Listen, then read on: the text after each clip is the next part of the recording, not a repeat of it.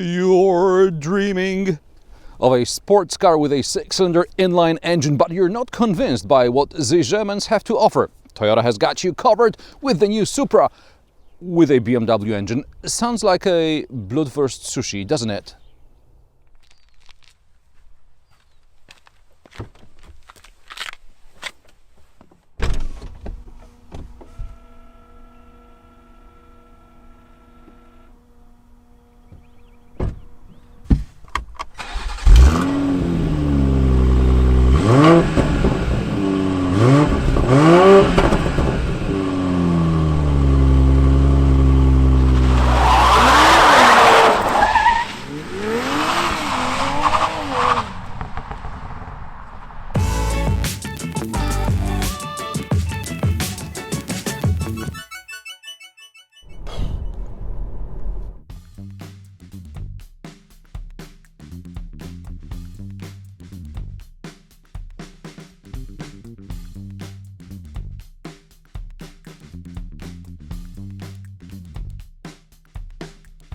Launched at the 2019 Detroit Auto Show, the new Toyota Supra is powered by a 340 horsepower inline-6 engine with TwinScroll turbocharger. Sounds familiar? That's the same engine like in the BMW Z4 M40i, which I reviewed almost a year ago. TwinScroll solves the problem of uneven exhaust gas flow. At the same time, it is smaller and lighter than two turbos.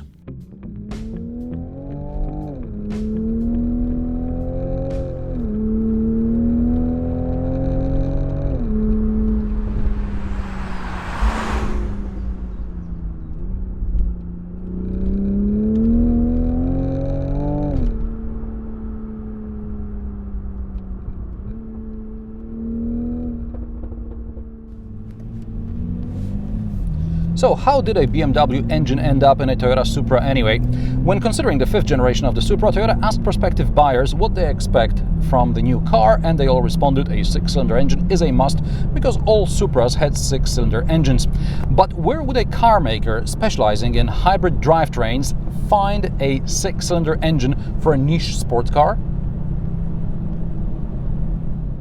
At the start of the second decade of the 21st century, BMW and Toyota announced cooperation in the field of fuel cell powertrains, batteries, lightweight technologies, and a sports car.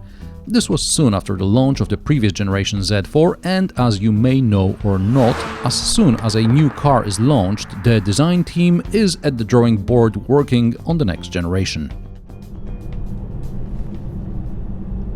And this is how the Toyota Supra got its BMW heart. There are more similarities, of course, but now let's talk differences. Design, for a start. The Z4 may look bold by BMW standards, but compared to the Supra, it's like a cardboard box with the roof chopped off.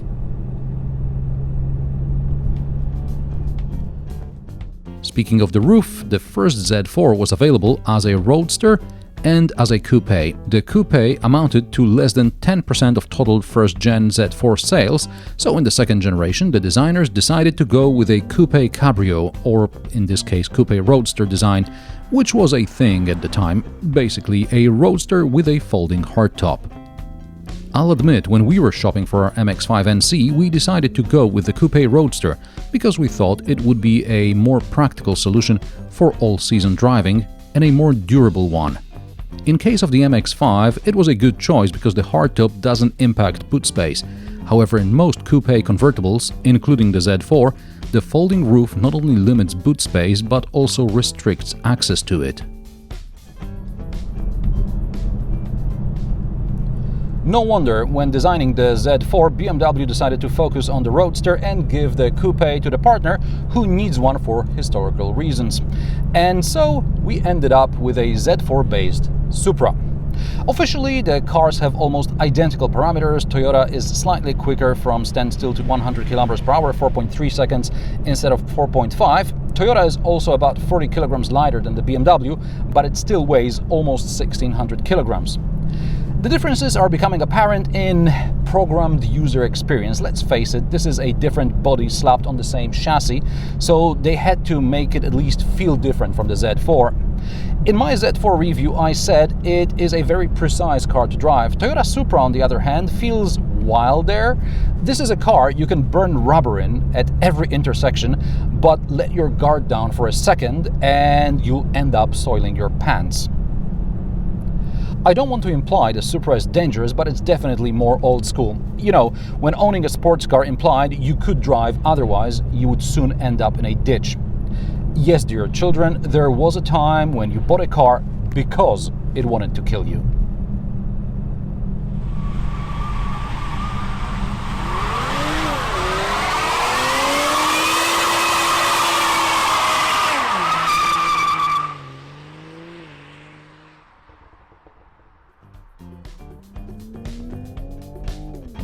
Taking into account current safety requirements, such laissez-faire approach has its good and bad points. On the one hand, in everyday driving you get a bit more leeway, but on the other hand, when the systems intervene, it is usually very late and very abruptly.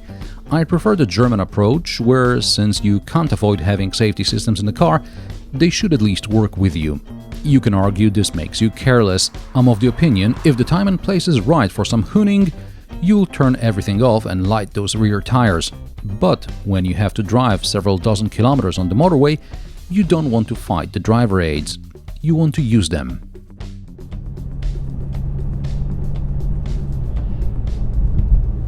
Back to the driving experience. I compared the Z4 to the Porsche Boxster and Cayman. I think the Supra is somewhere between the BMW and the Porsche. Like the Z4, also the Supra has too much power for an average driver's own good. You can buy a less powerful 258 horsepower version, that's the Z4 30i counterpart. It's an ideal balance between performance and price, but I understand the Supra fanboys will not accept such a compromise. In the Supra, the engineers wanted to make things simple. Instead of God knows how many driving modes like in the BMW, here we have normal and sport. Even in normal, you can have fun, but put it in sport, and you're getting more than you bargained for. And that's my problem with this engine. You're driving way past. I can talk myself out of this if the police stop me speed, and the car still has more to give. This engine is for track days, not for public roads.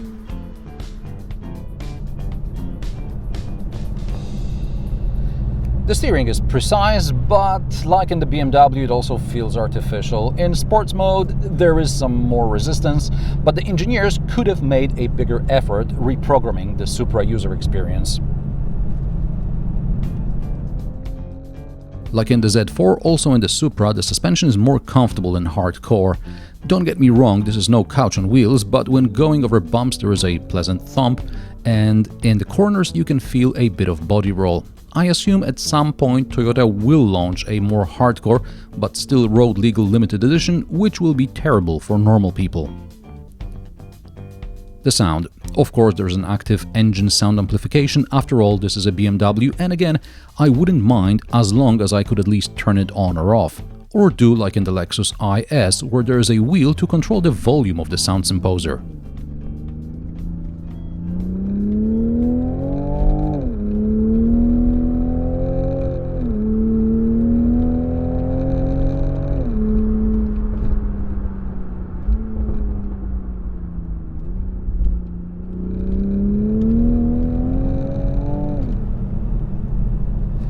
The Supra sounds okay, but not great, and the active sound amplification business works all the time regardless of the mode you're in, so after a dozen or so kilometers on the motorway, the constant droning sound gets tedious. Oh, and the sound system. I usually don't go into car hi-fi, but here I noticed something strange. When I picked the car up, the radio was tuned into a classical music station. I didn't pay much attention to it until the presenter started speaking, and I couldn't hear him over the car noise. I had to crank the volume up to like half the middle of the scale to hear what he was saying. I checked the settings, I reset everything to factory defaults, and it was still hard to hear. The next day I tried a podcast and it was the same. You have to turn the volume up way too high to get above the noise of the engine, exhaust, sound composer.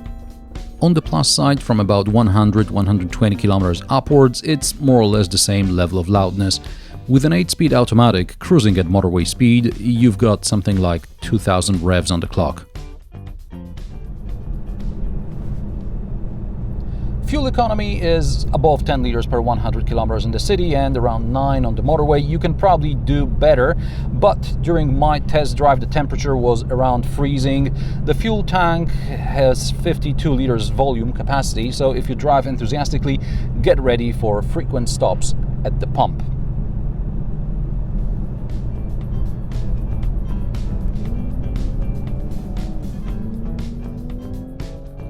Visibility is bad.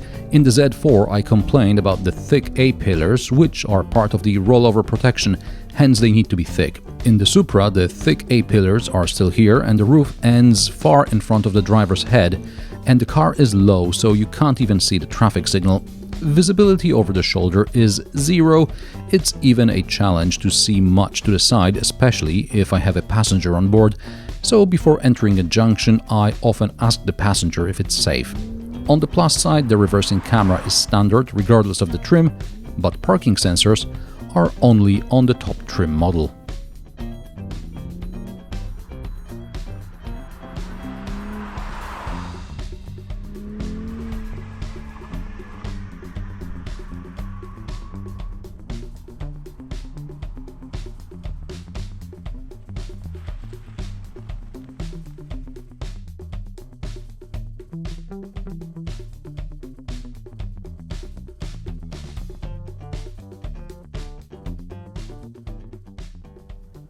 A few words about the similarities and differences inside. The Supra has its own digital instrument cluster. The cup holders are exposed rather than hidden under the armrest. The steering wheel is different-ish and it is not heated. Everything else is BMW, all the switchgear, the central display, the interface, the seats, everything is BMW, including the iDrive controller. In the Z4, however, you now get the new live cockpit and the OS 7.0, and this means the AC and radio switchgear is new, among other things. In the Supra, you still get the old AC and radio panel, but placed at a slightly different angle. So, for example, the volume knob, it feels the same, but at the same time, when it's at a bit different angle, it's like somebody's changed something. And OCD much? What OCD?